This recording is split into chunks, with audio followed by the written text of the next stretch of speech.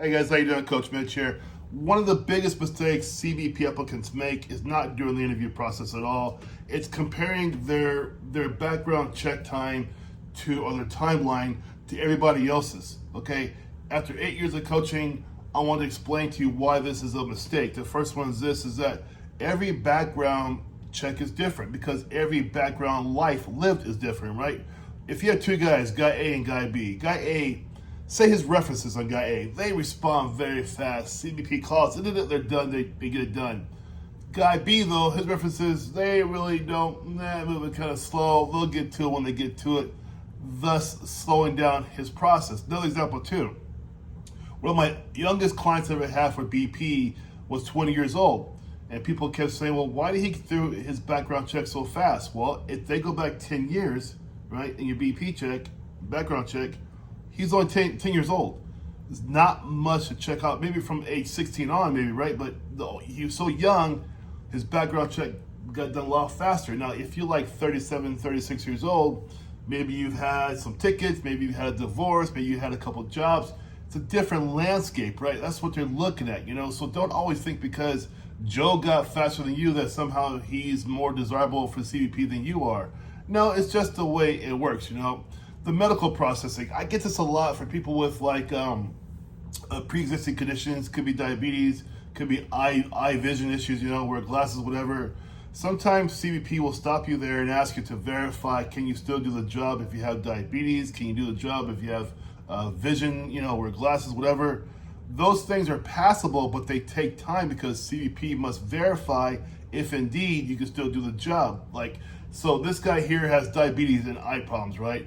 This guy here has nothing of that going on. He's gonna go through a little faster because he's more clear in the medical realm, you know what I mean? Number 3, of course, is the polygraph, right? The polygraph test is not always about you, so don't feel bad about this when they're gonna schedule it. It's about location, polygraph availability, and also the workload, right?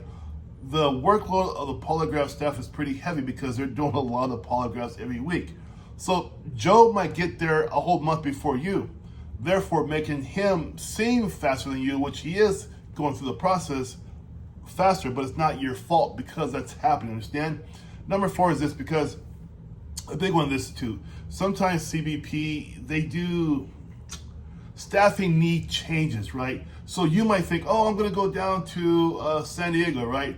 But then the staffing need might change. They realize, no, we have no staff here. We need somebody up here, right? Maybe the Canadian border, wherever it is. So because of that, it puts a delay or a pause on the place you wanna be at where they say, no, he can't go here. We need him up here instead. So sometimes these changes happen that delay your process, right? And so you got to understand that these are just parts of the process. That's not your fault. It's just what it is, right? Now, last thing I want to tell you guys about Reddit. People say good, people say bad. I don't mind Reddit. But remember, Reddit is about individual stories, okay? One guy is in the process for half a year, maybe 9 months, a year, whatever.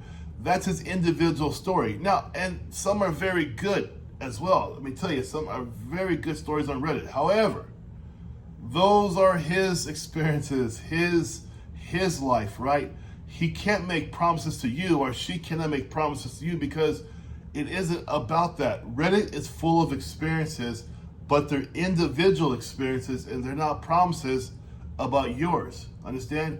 That's the individual experience. Now, I'm giving you my 8 years of coaching experience here. People write me every day almost about what they're going through, what's happening. I'm telling you, those are my top 5. So I want you to do this. This is why I tell you guys always say, continue the mission.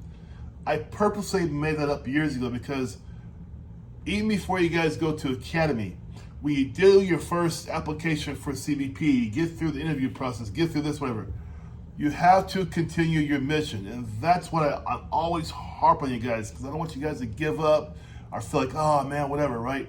Here's some good advice from Coach Mitch. When you go through the CBP process, put it in the background, keep your life going as normal up front. This is in the background. Don't wait for them to hire you. It might be a year before they hire you, right? So you want to keep your normal life going and just do what you got to do to keep everything normal, okay?